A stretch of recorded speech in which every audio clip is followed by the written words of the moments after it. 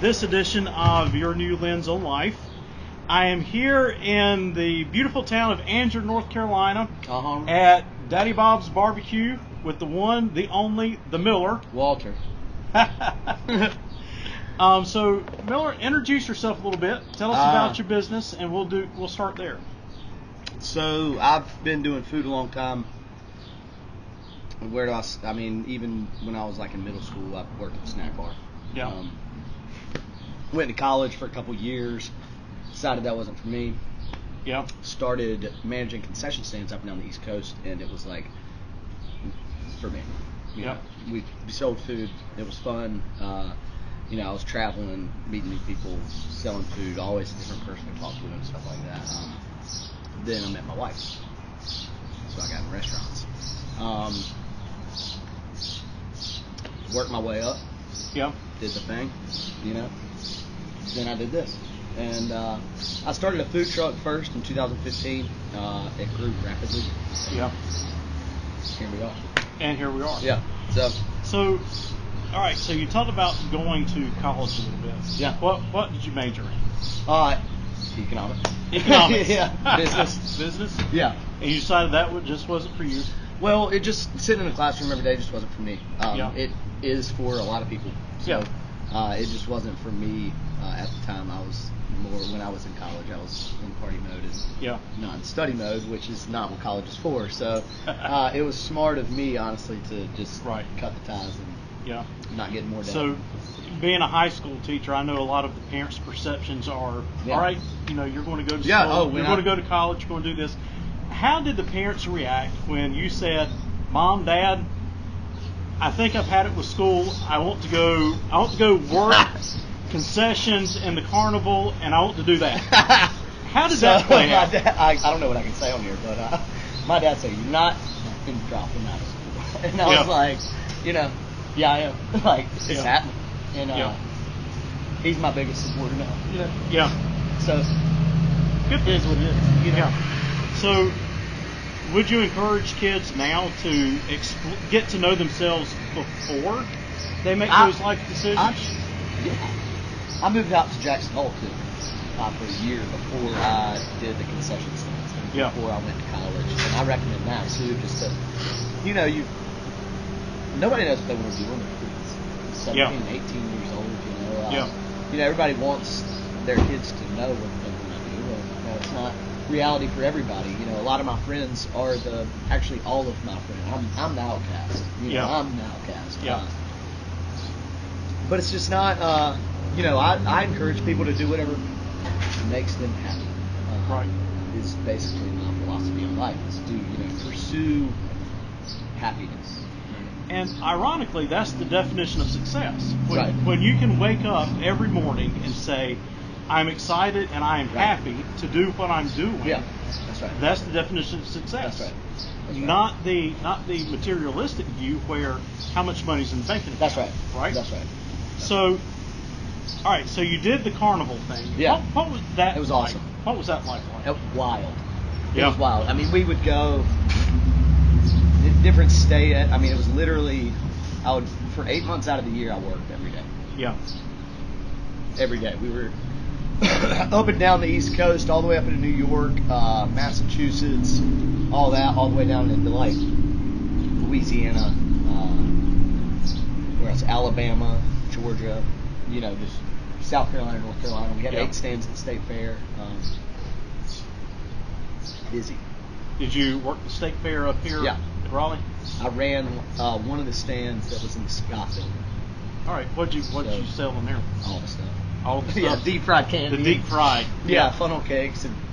Okay, awesome. So how did you go from deep fried stuff?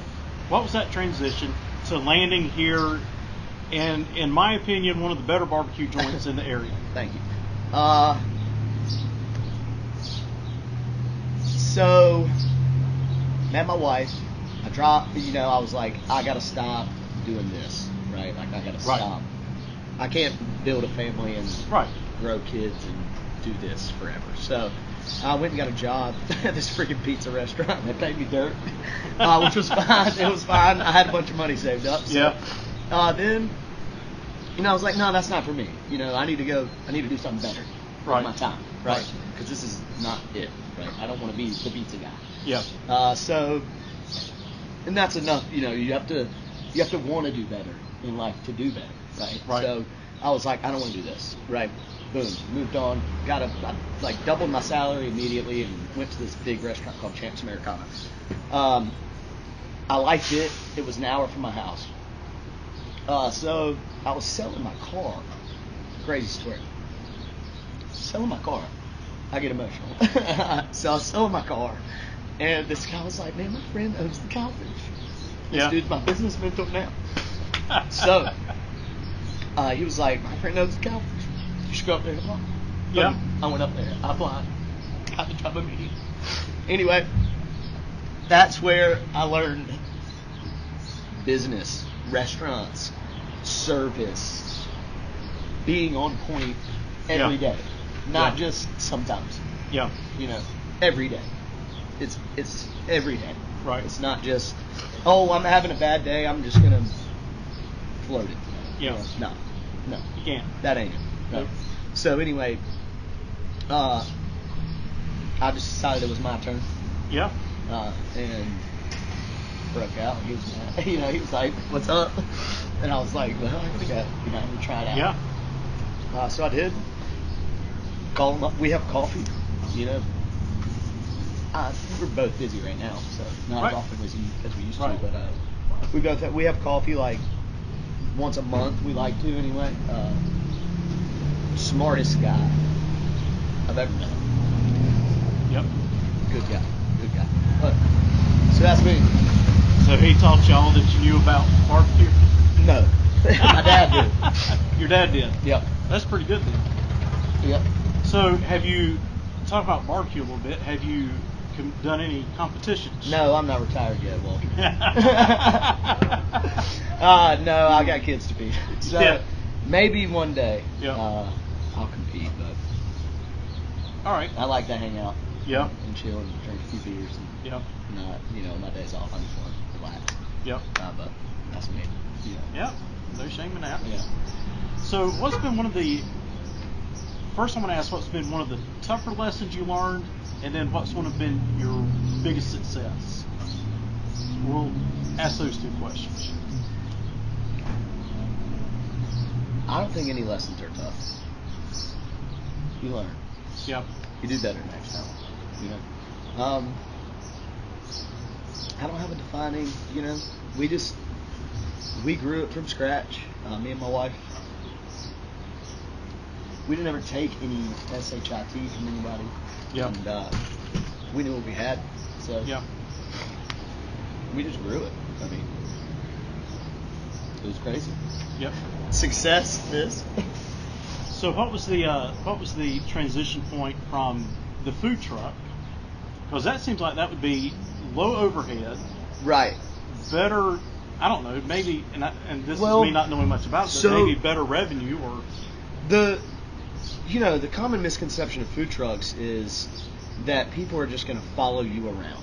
Yeah. Right? Like that you just, every corner you go at, you're going to, the same people are going to come there because you have this following. Right. And, kind of that happens a little bit. But what really happens is people get excited that you're in a convenient spot to where they are. Yeah. Right? They're not driving 30 minutes. Yep. Right down the street. If they're convenient to you, then they get happy about it. Right. And they're definitely going to that spot and having a beer at the brewery or whatever that you're at. And then people started saying, "Where can I get this barbecue all the time?" Yeah. And I was like, "Chase me around." Yeah. Chase me around. Hide and seek. Yeah, hide and seek. Catch me if you can. Yeah, exactly. It might be on my website, it might not. I don't know. Yeah. Right? So I just didn't like that anymore. I was like, right. I want to tell people, go here. Right there. Yeah. Go get it. It's there all the time. So that was like why I knew. I was like, we got to go somewhere. Now you opened up here when? 2019. January 2019. So you were here a good year, maybe a year and some change, and then that wonderful season of COVID hit. Yeah, man. Right? How did that play out for you? Awesome. Good. We got busier. You got busier. Did you have to struggle for that busier, or did it just happen? No, well, it's small in there. We didn't have many tables anyways. Yeah. So people already kind of knew if you want to go to Daddy Bob's, you should get it to go. There might not be a table, or you're going to wait 30 minutes for a table. Just get it to go. Yeah. Right? So already, I feel like, anyways, known as kind of a to-go joint, right? Yeah. And then it was like, hey, everything to go. Where do I get good to go? Daddy Bob's. You know, that's where I've been going lately. I've been going to Daddy Bob's, right? Yeah. So everybody had to get to go, and it was like, well, here we go. You know, so there was like a 3-week period when, you know, all the grocery heads wiped the grocery stores out of everything in stock, right? And they had to eat all that stuff. Yeah. So we were slow for a few weeks, and then it was just like, boom. You know, it was wild. And we just got busier and busier. I guess people stopped wanting to cook every freaking night. You know, yeah. Staying at home got old. So that's just kind of how it happened. And now it's been a good thing because that's just been more exposure for us, which means more, you know, catering things for the food truck and just even pick up caterings that we send out the restaurant, because that's like, you know, we only have one food truck. I'm only one guy, so the best way to kind of cater a lot of stuff for us is to send them straight out the front door in catering trays and send it home with them. But that picked up a lot. All of it kind of just like picked right on up. It was wild. We started doing neighborhoods with the food truck that were pre-orders, so you would know exactly what you were going somewhere with, which is a whole different ballgame for the food truck. The food truck's literally like a guessing game where how many people will I serve here, right? Hopefully I will serve a lot. I might serve 0. So you go in somewhere and knowing I'm going to serve 70 families. I'm 28 brisket plates, you know, 23 full, you know exactly what you can stock that truck with, and it just creates less waste, right? At the end of the day, 'cause we can't use our leftovers because that's not what we do. So it's just, you know, it was just cool. It was cool to watch it. Yeah. Now, since COVID and all, I've noticed that you've rearranged the inside where there's not seating. Do you think you'll ever go back to seating? No. I need a bigger space. A bigger space just to operate out of, or a bigger space for seating? Both. We're looking hard at other, like, one day maybe this place will turn into a deli that will run and stuff like that, and have salads and deli sandwiches, and that's kind of like the goal. It's a little bit of expansion. Yeah. For this. But we need a freaking warehouse or something to seat all these barbecue heads. Now, would you go back to seating? Because it would almost seem like it would be easier. I would, and I do like it, and I do feel like on the weekend nights that we kind of miss a little bit of business because, you know, blue-collar workers such as myself like to go out and just have somewhere to sit. And have somewhere to sit and check their family, and, you know, they like that. So I don't like that we can't do that for people, because that's what I like to do. Right. Now, with the food truck, how much do you, I know that you said that you have like pre-orders and things like that with it. How often do you use the food truck now on average? 2 times a week. All right. 2. So it's still a good source of revenue. 100%. And every time, and the restaurant just makes it easier to run it, and more profitable, because like, if I have leftover mac and cheese and we're sold out in the restaurant, and I come back on the food truck at 6 o'clock, I've got my mac and cheese from the food truck ready to plop in the restaurant, and it's just, you know, keep easy going, keep it rolling. So it makes everything a little bit more profitable. Like, it really does. It's a home base. It's somewhere you can run your business out of. You can, you know, I can park it back here. I can, you know, clean it and do all this stuff. Whereas before it was like running around like a freaking banshee. You know, you have to go to the commissary before you go here, and then you got to go back there to clean it, and then you got, you know, it's just like wild. You know, it was worth it, obviously, but it was wild. It was wild. Well, what's your favorite thing to cook? Cheeseburgers. Cheeseburgers. In a barbecue joint. But that's my favorite food. And ironically, that's what I've ordered the most come in your link. It's good. They're good. They're certified Angus beef. They're hand patted. I mean, it's just a good, like, that's what I did with Cowfish, was perfect cheeseburgers. So. Yep. Well, is there any advice that you would give up-and-coming small business owners, having been come up through the ranks? Yeah. I wouldn't say the hard way, but it definitely wasn't the easy way, right? Do it. If you're going to do it, do it. Yep. Don't half-ass it. Do it. Put your whole ass in there. Yep. Do it. Passion. Any regrets in it? Nope. Do it all again. Yep. Every 5 decision. times. Yeah. We want 5 of these, so I'm going to do it 5 times. Yeah. Yeah. Yep. And then I want to franchise, so. So where would you, if you could expand anywhere today, where would it be? Where would be your next stop? Yeah. I like it there. It's just big enough. It's like, I love Angier. Angier's, I want to put a bigger restaurant in Angier. And still have a spot in Wellington because I don't think they would really compete. Yeah. And they really wouldn't. They wouldn't. No. So at Wellington, I think is my next stop, and it's close enough to not be like a headache of a drive. Yep. I could run both of them pretty easily. What's up, man? How are you? Good. Uh-oh. Yeah, I'd be able to run both of them, which is kind of like something to worry about because I'm from Greensboro. I would love it to be in Greensboro, but it's kind of just unrealistic at this time with how many employees, Oh, yeah. all that. that. Yeah, it's just way too far away. Yeah, my family could maybe no. My dad and my mom don't have jobs and stuff like that. But. So here's the question on that. In order for goals and dreams to happen, they say that you should have them written down. Do you have that written down where you look at it every day and it's in front of you to remind you that I haven't done it this year, where I'm headed? But I do it every year. Yeah. Yeah. I'll crush them. Yep. I'm that man. Yeah. Yeah. You need to write it so you can. Yeah. I do every year. I haven't done it this year. I don't know why. We just been busy. Rebecca's pregnant. She's about to pop. This place. Oh, when should you? Tomorrow. Oh. She's gonna have a baby tonight. I promise Yeah. you. So I need to write them down. You're exactly right. But every year we do. Me and Rebecca sit down. We write goals for the family, for the business. It's important because you can look back and say, "Did I do that?" Yeah. Do you think you would have gotten here without having gone through that exercise? It would have taken longer. A lot longer. Yep. So the last little piece, the community. Whenever I talk with small business owners, community support, tie in back to the community. What does that look like for you? Do you have much interaction with the local town? Not personally, like with the town itself, but the people here grew us. Yeah. So yeah. We couldn't have done it without them. Yeah. Right. Exactly. But I don't have time. I would like to go to town meetings and stuff like that, but I just. That's one of the big challenges for the small business owner. To do it all, but I would love to. We do a lot of stuff like for people. Like we sponsor baseball teams. Like there's Daddy Bob's.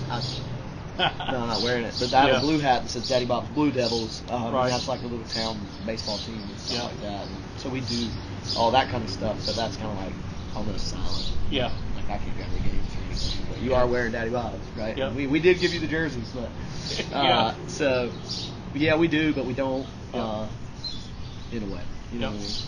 I wish I could do it more. Yep. To be honest, I really do. Like there was a town meeting the other night, I think, and I was like, man, I want to hit that up. And then I looked at the clock, and I was like, oh, it's over. I really can't. Oh yeah, it was already over. Yeah. And I was like, oh, we got busy.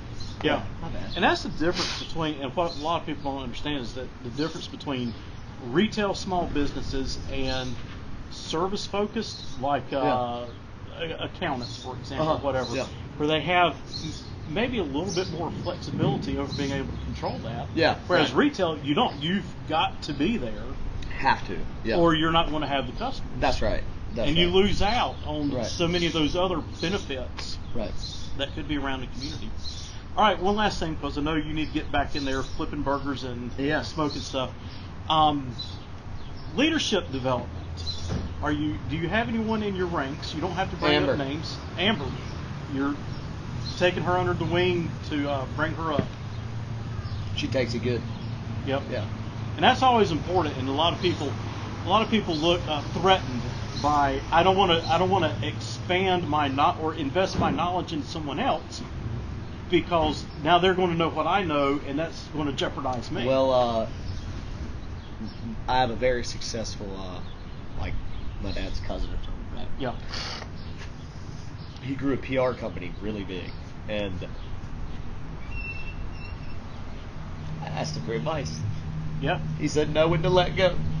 Know when to let go. Yep. That was it. Know when to let go. Yep.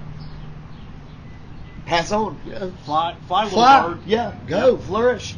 Push them out of the nest. Make this bigger, because I can't do it. Like, I can't have two. Yep. I can't be in two at the same time. So you have, like, if I can't teach somebody else to do what I do, then I am nothing. Right. Right. Yep. You have to be able to pass on knowledge just to. Yeah. That's what so many people miss out on, because they look at it more as a threat. Yeah. No, I don't. Than as an investment. Right. You know. Right. Like, and I don't want to. I mean, I like being in here. I love working. I love cooking food. Yeah. But I can't do it forever. Yeah. You know, I have to teach people to do it. Yeah. I have to spend more time with my family. You're right. You know, it's not kids. Because there's that balance. Right. There's a balance between it all. Like, if I can't take a day off in here, why did I even start this? Yeah. You know, if I can't do that, then why would I? You know, what's the It'd sense? been foolish. Yeah. It'd have been foolish. Because, you know, I started my own business to spend more time with my family. Yeah. And I don't want to ever lose sight of that. Yep. Nope. And the only way to do that is by training people to do what you do, right? Like, I don't want to be the only person that means that I have to do it all. You know what I mean? I do. Yeah. Please learn how to do this so that you can do it, not only me. And right? I don't have to worry about it. Yeah, that's right. That's right. So it's a good. I like being a business owner. I like. I've worked for a lot of people. I'm a great employee. Yeah. But I always think that I'm smarter than my boss. Yeah. And that's kind of a sign of being an entrepreneur. Yep. But anyway. It is. Well, any closing parting words? Do what you love and have fun. All right. Do what you love and have fun.